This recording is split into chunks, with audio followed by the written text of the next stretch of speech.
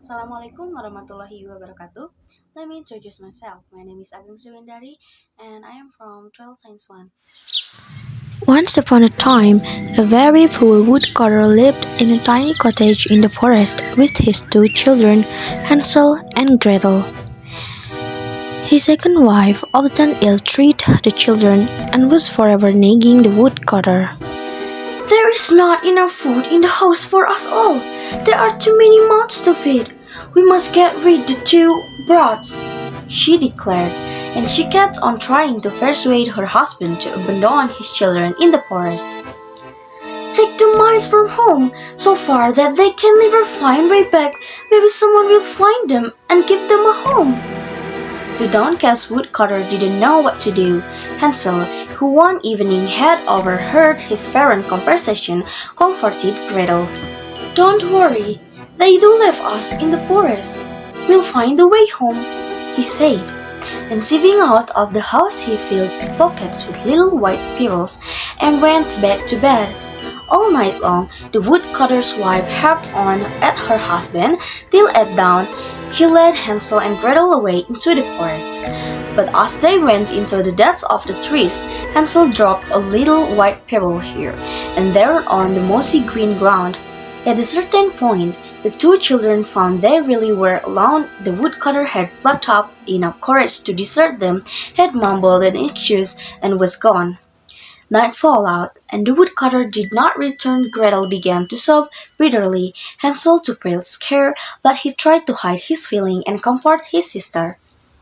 "Don't worry, trust me. I swear I'll take you home, even if father doesn't come back for us." Luckily, the moon was full that night, and Hansel waited till its cold light through the trees. "Now give me your hand. We'll get home safely, you'll see." The tiny white pebbles gleamed in the moonlight, and the children found they were home. They crept through half-open window without wakening their parents. Cold, tired, but thankful to be home again, they slipped into bed. Next day, when their stepmother discovered that Hansel and Gretel had returned, she went into a rage, saving her anger in front of the children. She locked her bedroom door, reproaching her husband for failing to carry out her orders.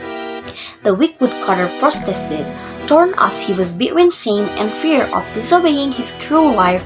The weak stepmother kept Hansel and Gretel under lock and key all day with nothing for supper but a sip of water and some hard bread. All night, husband and wife quarreled, and when dawn came, the woodcutter led the children out into the forest. Hansel, however, had not gathered his bread, and as he walked through the trees, he left a trail of crumbs behind him to mark the way. But the little boy had forgotten about the hungry birds that lived in the forest. When they saw him, they flew along behind, and no time at all had eaten all the crumbs again. With a lame excuse, the woodcutter left his two children by themselves. "I've left the trail, like last time," Hansel whispered to Gretel consolingly. But when the night fell, they saw to their horror that all the crumbs had gone. "I'm frightened," wept Gretel bitterly. "I'm cold and hungry, and I want to go home." "Don't be afraid, I'm here to look after you."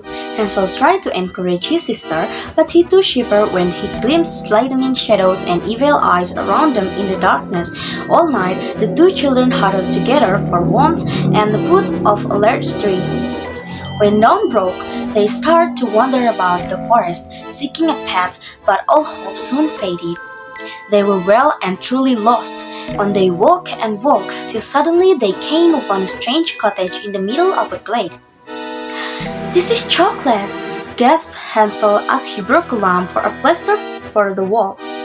"And this is icing," exclaimed Gretel, putting another piece of food in her mouth, stepping but delight. The children began to eat a piece of candy broken off the cottage. "Isn't this delicious?" said Gretel, with her mouth full. She had never tasted anything so nice. "We'll stay here," Hansel declared. Munching a bit of nougat, they were just about to try a piece of the biscuit door when it quietly swung open. "Well," said an old woman, peering out with a crafty look. "And haven't you children a sweet tooth? come in, you've nothing to fear," said an old woman. Unluckily for Hansel and Gretel, however, the sugar candy cottage belonged to an old witch who tried for catching unwary victims. The two children had come to a really nasty place.